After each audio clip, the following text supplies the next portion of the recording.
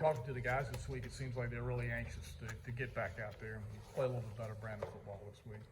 Yeah, I think disappointed and embarrassed and all the things that go along with not playing the way that you want to play is pretty indicative of the feeling coaches and players had, and not to take anything away from ECU. They played a really good football game, but we did not perform to the level that we wanted to, and we needed to practice better, obviously. So we had a very challenging week of practice, very competitive week of practice, and emphasized the importance of running to the football and getting there at the proper angles. We overran the ball a ton in that game on defense.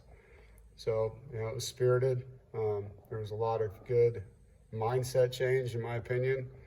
And these guys understand that, where they're at, they got to earn it every week, every single week, and the rankings are going to be what they are. But, the way that you play that should be a personal thing, for you. That is your resume as a football player and as a coach. So, I look forward to getting back on the field and seeing these guys, in week 2.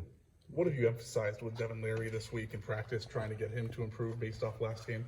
Yeah, I think he was just taking things that weren't there. Take what the defense gives you.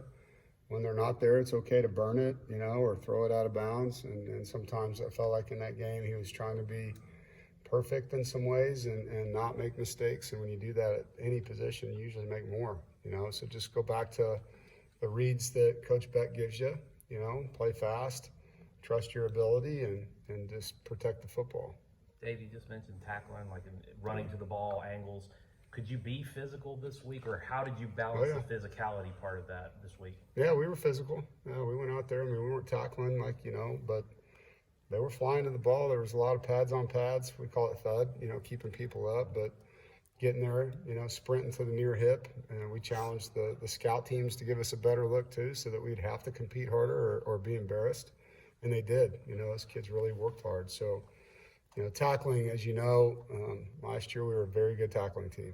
Well, we practiced at a pace that was a little bit different, and so we had to get back to that. And they were exhausted coming off the field Tuesday and Wednesday for good reason.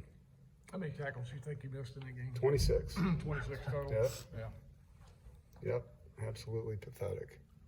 Did you sense the guy, like you were talking about pride, I guess, of playing better to your standard?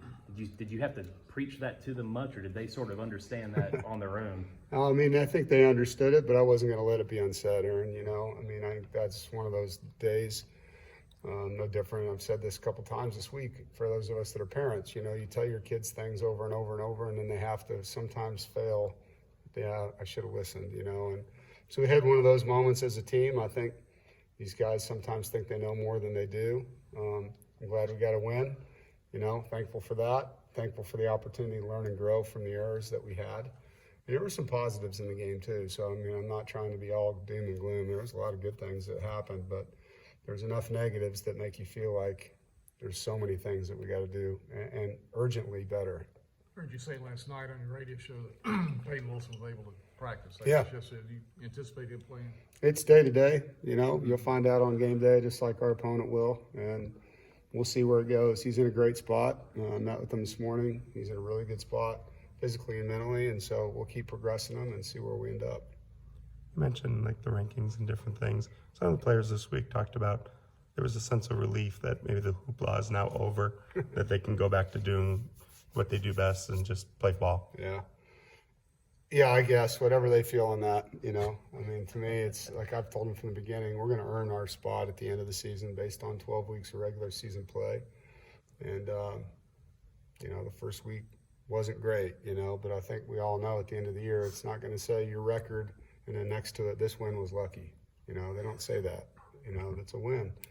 And so that's what's going to happen. We're going to finish this regular season down the road here in 3 months, and everything that we do during the week will lead to what we do on the weekend, and the results of those games will give us the ranking we deserve.